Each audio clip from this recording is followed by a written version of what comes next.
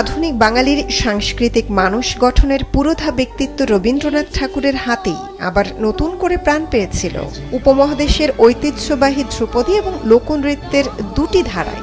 চিত্রাঙ্গদা, চণ্ডালিকা, শ্যামার মতো নৃত্যনাট্য শিল্পের উদ্ভাবনের মধ্য দিয়ে তৈরি করেছিলেন রবীন্দ্র নৃত্যের একটি আলাদা ধারাও। আন্তর্জাতিক নৃত্য দিবস সামনে রেখে MW বাংলাদেশের মায়া বেঙ্গল ইন মোশনের দ্বিতীয় আয়োজনের পুরোটা জুড়ে ছিলেন তাই রবীন্দ্রনাথ। এবার আমরা ট্রিবিউট করেছি ট্যাগরকে, রবীন্দ্রনাথ ট্যাগরকে আমরা ট্রিবিউট করেছি। সো থিমটা এবার ট্যাগর, টাইমলেস ট্যাগর। যথেষ্ট পৃষ্ঠপোষক যদি পাই, আমার মনে হয় যে এটা আসলে আরও এর অগ্রসর হবে এই অনুষ্ঠানটা, অথবা এই ধরনের অনুষ্ঠান। শুরুটা হয়েছিল আনিসুল ইসলাম হিরু ও চাঁদনির আগুনের পরশমণি ছোঁয়ানোর মধ্য দিয়ে। এরপরই এদেশের নৃত্যাঙ্গনের উজ্জ্বল তারকা সাদিয়া ইসলাম মোয়ের রবীন্দ্র নৃত্যনাট্য শ্যামা।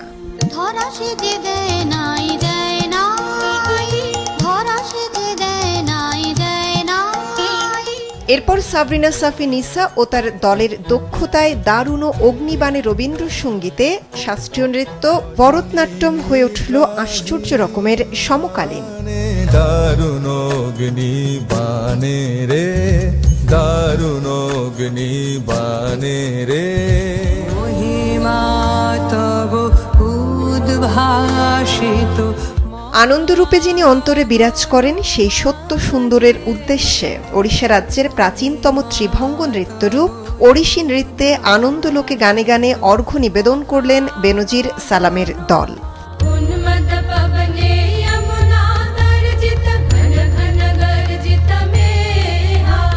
রাধারূপী ভানু সিংহের প্রেমাকুতি মধুর হয়ে ধরা দিল সামিনা হোসেন প্রিমার নৃত্যনাট্যে। ব্রজবুলি ভাষায় ঈশ্বরের সাথে ভক্তের এই প্রেমলীলার নৃত্য মাধুর্য ছুঁয়ে গেল দর্শক হৃদয়।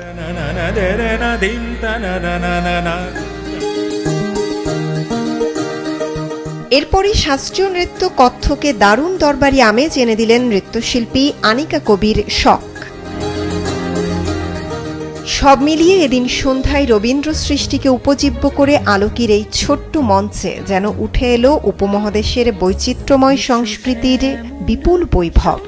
অবিভক্ত বাংলার শাশ্বত আকাঙ্ক্ষা থেকে উচ্চারিত আজি বাংলাদেশের হৃদয় হতে কখন আপনি গানে সুপ্রাচীন মণিপুরী নৃত্যরীতির মধ্য দিয়ে এবারের আয়োজন শেষ হলেও শেষ হয় না দর্শকদের মুগ্ধতার রেশ। আজি বাংলাদেশের হৃদয় হতে সম্পদের মতো বিষয়টি উপস্থাপনা করা হচ্ছে, মণিমাণিক্যের মতো বিষয়টাকে উপস্থাপনা করা হচ্ছে।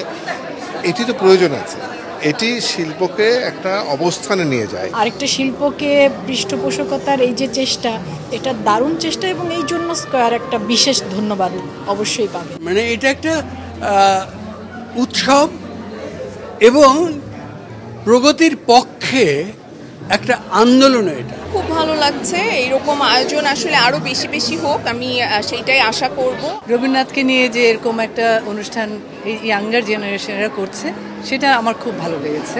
এই ধরনের আয়োজনে যেটা হয় যে আমরা ইন্টারন্যাশনালি কমিউনিকেশনটা হয়। সংস্কৃতির আদি ভাষা এই নৃত্য এদেশে বরাবরই পৃষ্ঠপোষকদের সহানুভূতি থেকে বঞ্চিত। তবে সবসময়ের মতো এক্ষেত্রেও অগ্রগামী দেশীয় স্বনামধন্য ব্র্যান্ড স্কয়ার। এই নাচের বিষয়টি কিন্তু অনেক আদি, আমি বলবো আদি। আমাদের বাংলাদেশেও কিন্তু অনেক নামি দামি নৃত্যশিল্পীরা আছে, এখনও আছে, এবং আর কিন্তু এটাকে সেইভাবে ফোকাস করা হয় না। তো ওই চিন্তা থেকে আবার যে আমাদের এই কালচারটা এত সুন্দর একটা কালচার, যে এইটাকে যদি আমরা নার্চার না করি তাহলে কে করবে? সেই চিন্তা থেকে মায়া, ওই যে বললাম না যে all natural, everything is all natural, আদি অর্গানিক। তো এই আমাদের নাচটাও কিন্তু তাই, এবং সেই চিন্তা থেকে আমরা এটার সাথে জয়েন্ট কোলাবোরেশন আমরা করছি। এবারকারটা দেখে হয়তো আগামীবার আমরা হয়তো আরও ভালো করার চেষ্টা করব, এবং আমার যে চিন্তা বা স্বপ্ন যে এটাকে অনেক বড় পরিসরে এটাকে নিয়ে যাওয়া। অনেক সাধনায় নৃত্যকে শিল্পের রূপ দেন নৃত্যশিল্পীরা। নিজেদের জন্য এমন একান্ত মঞ্চ পেয়ে উচ্ছ্বসিত তারা। সৃজনশীলতার যে সুযোগটা এখানে করে দেওয়া হচ্ছে, এটা একজন নৃত্যশিল্পীকে অবশ্যই এটাকে সুন্দর ক্যারিয়ার হিসাবে ভেবে নিতে সাহায্য করবে। আমরা এখানে প্রতিটি শিল্পীও খুব এনজয় করেছি, আমাদের ভালো লেগেছে। আর এরকম অনুষ্ঠান আয়োজন আরও হোক। I am really happy. আমি বলবো যে আমি বারবার চাই যেন এরকম প্রোগ্রাম বারবার হোক, আর আমি যেন এরকম বারবার পার্টিসিপেট করি।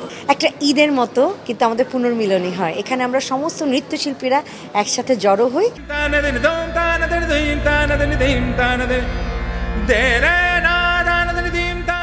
পুরো আয়োজনটির সার্বিক ব্যবস্থাপনায় কাজ করেছে সান কমিউনিকেশনস লিমিটেড। মিডিয়া পার্টনার মাছরাঙার পর্দায় আন্তর্জাতিক নৃত্য দিবস 29 এপ্রিল রাত 10:30টায় প্রচারিত হবে মায়া বেঙ্গল ইন মোশন অনুষ্ঠানটি।